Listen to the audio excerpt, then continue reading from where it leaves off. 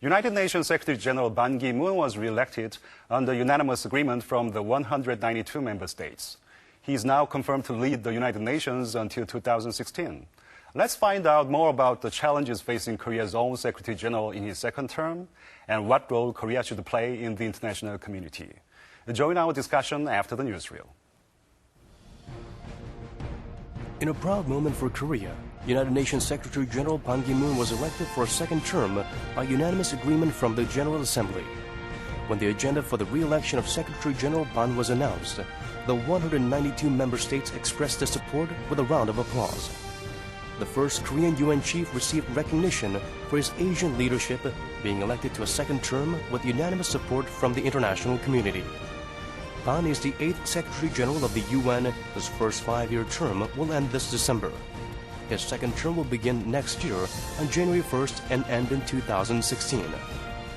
What are the challenges facing UN Secretary General Ban Ki-moon in his second term?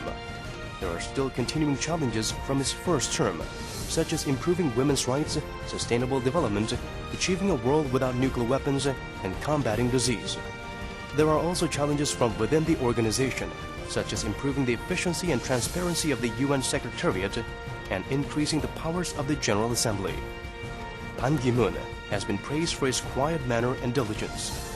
Let's learn more about the significance of his re-election and the challenges that he faces.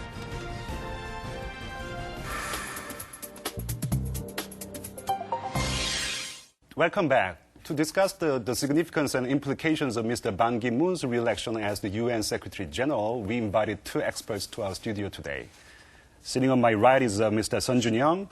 Mr. Sun is a former Korean ambassador to the United Nations, currently the Vice President and CEO of the United Nations Association of Korea. Welcome to the program, Ambassador Sun. Thank you. And to my left is Professor Lee Shin-hwa. Professor Lee is teaching at the Department of Political Science and International Relations, Korea University. It's good to see you on the show, Professor Lee. Thank you. Well, Ambassador Sun, Mr. Ban Ki-moon was re-elected as the UN Secretary General, and his re-election was virtually uncontested and unanimous in nature. So how can you explain his successful re-election? I mean, can you give us a little bit of background information about his re-election? Yes, that's right. That means it was recognized by the whole membership of the United Nations that his performance as the Secretary General of the United Nations in the past 4.5 years has been successful and satisfactory. That's why he enjoyed this week at the General Assembly the full support of the membership for his second term ending to 2016. Mm-hmm.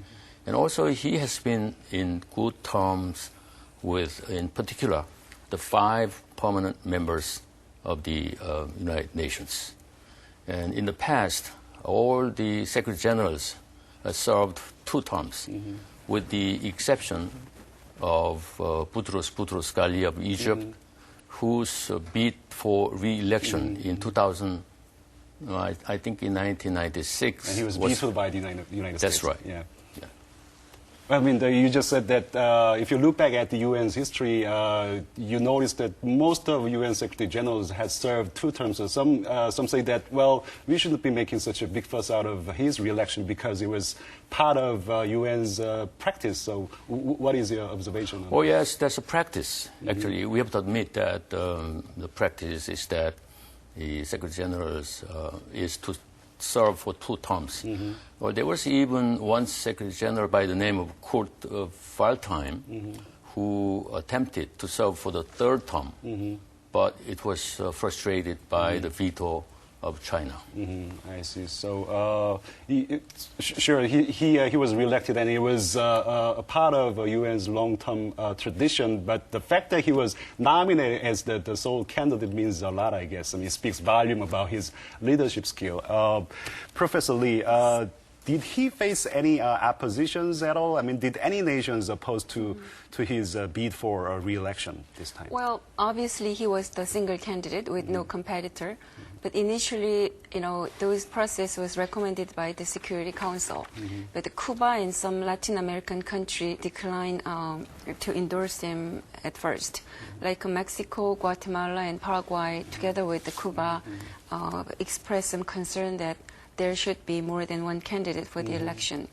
but that's why the Security Council had to delay by a day. It's a vote to recommend Mr. Ban, but it was just procedural thing, and the 5 permanent veto power council members gave a full support to him, and that gave a good opportunity for him not to compete with others. So some nations did claim that there's got to be at least 2 candidates for this position, but these oppositions were basically about the procedure, not about the qualifications of Mr. Ban as Secretary General, I guess.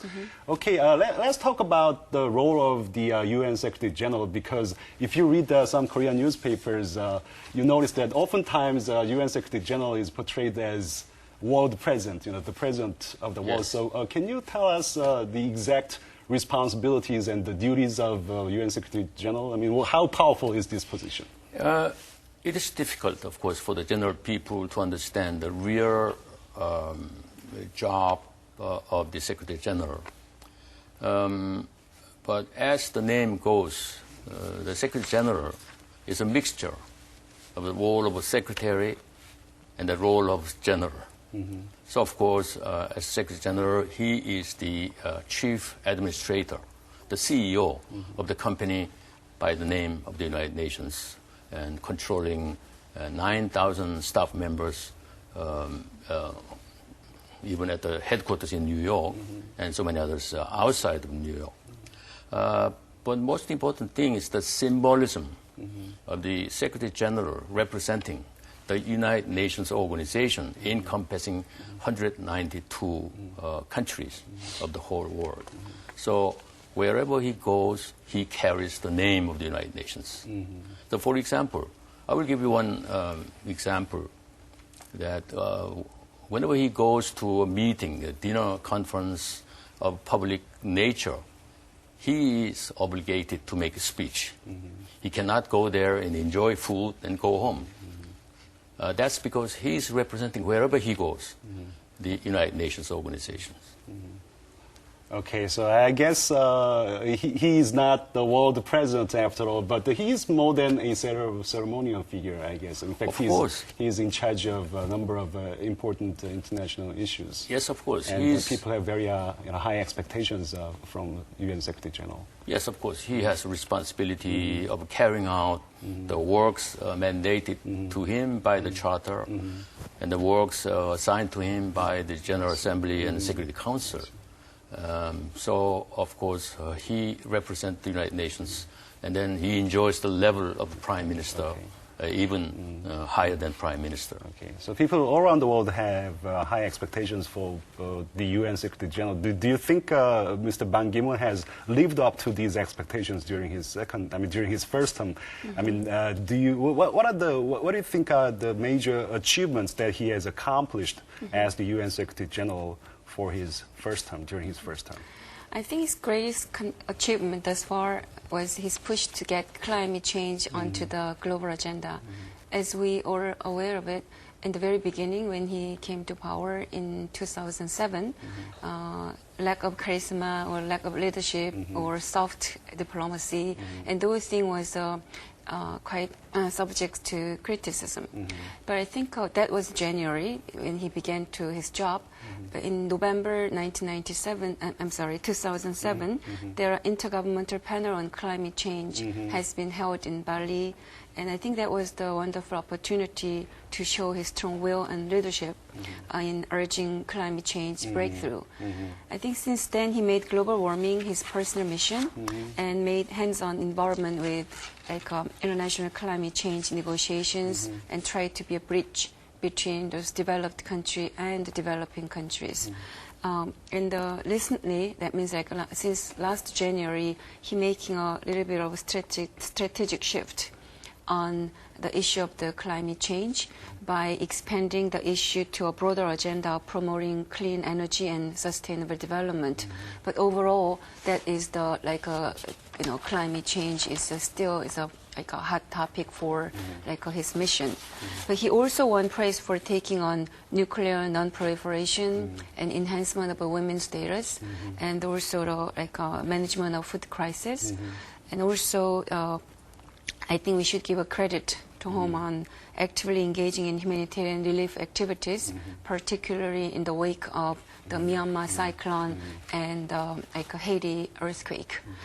And additionally, he has effectively succeeded in his predecessor Kofi Annan's work on so-called Millennium Development Goals, MDG, and the doctrine of so-called R2P, responsibility to protect, for operationalization.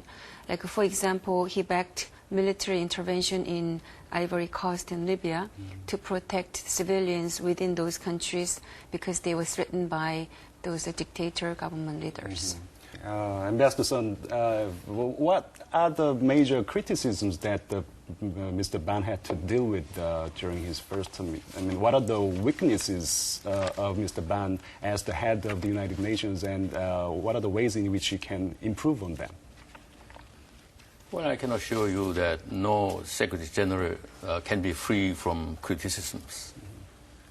And he has been criticized for, among other things, lack of imaginations and lack of charisma. But charisma is not manufactured overnight. And then I don't think charisma is a prerequisite for becoming an excellent and outstanding Secretary General of the United Nations. And of course, he has been known that he's extraordinarily diligent, a hard-working man. And he overwhelmed all his predecessors in terms of diligence and hard-working. For example, he goes to the office 1 hour before the official hour and then leaves the office 1 hour after. This is something new. So I think he can carry on with his own style and pace in the next 5 years' time. I think he will succeed in that enterprise. Anyways, there had been criticisms about his leadership style. You know, sometimes he is not very visible and he's a too lower figure. So do you think he needs to be more assertive from time to time and then exert stronger leadership during the second term? What do you think? Well, the job of the Secretary General is very difficult, as was mentioned by one of his predecessors, most difficult job in the world. Because if he is too active, then he is in trouble vis-a-vis the strong and powerful countries. And if he is too inactive, then he is also in trouble because there are so many countries complaining about the inaction on the part of the Secretary General. But I think in the past 5 years almost, he has learned so many things by doing jobs which is innately very difficult. And then I think he can improve whatever weaknesses he has detected himself. What do you think, Professor Lee? What do you think about his leadership style? Do you think he needs to build more charisma as the head of the United Nations? Well, his trademark is a quiet diplomacy or like a moderate leadership or, like soft leadership. But I think that was subject to criticism, but also that was the strength, because some people said that is the East Asian leadership or Asian leadership, which have a more emphasis on soft charisma, outcome. if you will, Yes, soft charisma is another way to say. But I think he has to, now, since he got unanimous support from the international community for his second term, so I think this is a just great, opportunity for him to push forward, what he wants to do. As he said, he wants to making a building of a strong UN, and for that, I think he has to go beyond like a soft charisma or soft leadership to be more assertive about what he has to say and what he has to do. So I want him to be a bit tougher. Okay. Anyways, as Mr. Ban Ki-moon begins his second term as the UN Secretary General, what do you think are the major agendas that he needs to concentrate on? What are the major challenges that he and the United Nations will have to cope with during the second term? Well, no matter who becomes the chief of the UN, peace, security, and development, and human rights are the three main pillars of the UN objectives. So I'm sure he will push forward to do something for the three goals. As he mentioned in one of his interviews after the re-election was confirmed, the sustainable growth would be the biggest priority in his second term. Like, as I said, climate change and water, energy, and food crisis. And though having been dealt with separately, he said they are all related to each other. So I think sustainable development is the highest priority in the second term. Also, with only 3 years left to the 2015 UN deadline for the achievement of provision outlined in MDG, Millennium Development Goals, Mr. Pan seems to focus his effort on not only climate change, but also poverty reduction and improving rights of women and minorities, and having those vulnerable peoples or poorest group life getting better. So that was the main gist of MDG. And although MDG doesn't seem to be achieved by the deadline, the year 2015, I think the UN's continuing urge for MDG enabled the international community to go forward with its commitment. So I think for that, Mr. Pan will put more emphasis on it. And as I also mentioned, the building of a strong UN will be his main motto for the next 5 years. For that, he meant that the UN has a clear voice on global issue and take a leading role in resolving problems. So he said outcome-oriented work will be very important in the UN. It seems that he needs to continuously work on a host of issues, I guess. Yes, one thing to be added to what Professor Lee said, I think in the next 5 years' time, one of the most important operations on the part of the United Nations is peacekeeping operations. Right. But I can tell you that peacekeeping operation is very expensive operation of the United Nations. You know how much annual the budget for the PKO? For this year is $7.5 billion in comparison to the regular budget of $2.6 billion. And Korea is number 10th contributor to the peacekeeping operation budget, by paying, for example, this year, more than $150 million. So I think the PKO will be one of the few areas whereby the Ban Ki-moon will concentrate his efforts in the next 5 years. Okay, let's look inside South Korea and how South Koreans are receiving his re-election. I think a lot of South Koreans are really ecstatic about his re-election, and in South Korea, you see a lot of, how can I say, Ban Ki-moon wannabes among younger generations. Sure that Mr. Ban Ki-moon is in a position that should represent the interests of the entire international community. But let me ask you this: what does his re-election mean to South Korea? I mean, do you think it's going to sort of upgrade the South Korea's international standing to a significant extent? Well, Professor Kim, as you mentioned, when he elected first some 5 years ago, that Ban Ki-moon wannabe was a kind of buzzword in the Korean community, right? And then now I think his re-election has renewed the Ban Ki-moon effect that make Koreans further increase their global mind and their global interest in UN jobs or want to be a diplomat or even, they want to be increasing their role in overseas volunteering. So I think that is the wonderful effect for Korea to be more globalized. And also, as Ambassador Sun has mentioned, like not only UN PKO, but also all those UN activities in conflict and disaster area, I think the Korean people, particularly Korean youngsters, will get more interest and also feel more commitment on it. But that's one thing. But since the Korean issue, I think we cannot just pass the issue of the inter-Korean relations or the peace of the Korean Peninsula. So during his second term, I think Ban Ki-moon is expected to play more assertive and active role, not only in global issues and UN reform problems, but also the issue related to the Korean Peninsula or East Asia in general. So in a meeting with the Korean reporters after his re-election, he said he would visit North Korea if it is judged instrumental or helpful to bring peace and stability to the peninsula. So it is more than welcome. I think it's more than welcome if we can play a mediator's role in seeking solution for North Korean nuclear problem or the stalemate six-party talks issue and rocky inter-Korean relation in recent years.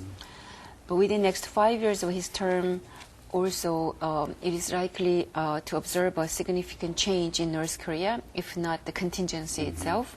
So whether a serious matter happened to the chairman Kim Jong-il or his son, I think we might see like a big change in North Korea. In that sense, I think the role of UN Security Council and the Mr. Ban Ki-moon's role is very important. But still, I want to say we South Koreans cannot expect too much about it, because the South Korean UN chief try to do something for inter-Korea relations, because we cannot benefit from the role of the Korean UN chief, because he is obviously the international person, and also he's the international figure who has to be a neutral, who has to remain as a neutral position, and for the sake of the global peace. But still, I think.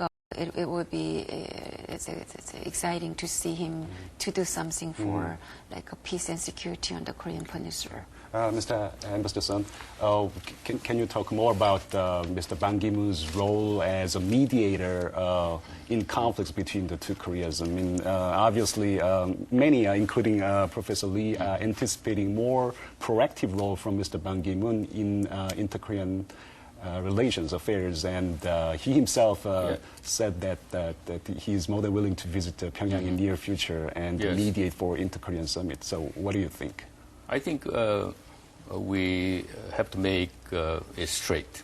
I mean, the fact is that as Ban Ki-moon said the other day, that in resolving North Korea's nuclear weapons problem, we're not talking about the peaceful use of the nuclear energy. We are talking about North Korea's nuclear weapons development. He said that the role of the United Nations will be supportive, and then the real resolution of the North Korea's nuclear issue should be resolved through six-party talks. And if Ban Ki-moon's visit to North Korea realized, I'm sure that will prove to be useful in many ways. And obviously, that will contribute in one way or another to the improvement of inter-Korean relations. But at the moment, the position of North Korea is to welcome his visit in principle. I emphasize in principle. In the past 18 years, there has been no visit to North Korea by the Secretary Generals. And then even Kofi Annan has attempted to visit North Korea several times. But the thing is that, the thing we have to understand is that the North Korea is asking the Secretary General to do something which cannot be done by the Secretary General. For example, dismantlement of the United Nations command stationed in South Korea. So this is something beyond the capacity of the Secretary General, because the decision was taken by the Security Council in 1950 in the wake of North Korea's attack of South Korea. And then the future, the fate of UNC in Korea is something to be decided upon by the Security Council. But in any case, I hope his visit to North Korea will be realized during his tenure. But there will be a limit to which he can contribute to resolving North Korean problems, I guess. That's right. I see. Professor Lee, after the re-election, Mr. Ban Ki-moon emphasized that South Korea needs to be contributing more to the international community, because international community is expecting more from South Korea. So what are the ways in which we can contribute more to the international community? Well, regardless of Ban's election or re-election, the international community's expectation about the role of Korea has greatly increased over the past decade. The Korean model of economic development or democratization or Hannyu and all those things produce a very good image about Korea. So I think, first of all, we have to be a good role model for developing countries, not only material way, but also inspirational and all other dimensions. But still, when it comes to the UN, I think PKO activities or financial contribution, and also more volunteers sending around the world, and those things has to follow to give a more moral support to Secretary General Ban Ki-moon. I see. Any final words of advice to Mr. Ban Ki-moon as he enters the second term? Yes, of course, his term is limited up to the end of 2016. So I indeed hope that he will demonstrate his skills and ability to the full extent. I hope he will leave his distinct footprint as a memorable Secretary General of the United Nations. Professor Lee, any final words of advice that you'd like to give to Mr. Ban Ki-moon? Well, a senior Western official at the UN said, I quote, "It is not as if he's lightning in a bottle, but we can live with him." I think this can be interpreted as nobody hates him, and his re-election was unanimously approved. But I think now is the time for him to be tougher, because given the international community's undisputed support on his second term, surely that will give a more confidence and voice, and to create a strong UN and raise clear voice on global issue. So Mr. Ban should choose to be a tough hero in turbulent time, rather than a heartthrob of the world. So after 5 years later, I look forward to welcoming the return of the hero who greatly contributed to making the world better. Okay, well, this is how we're going to wrap up today's discussion. Thank you very much for sharing your insights today. Thank you very much.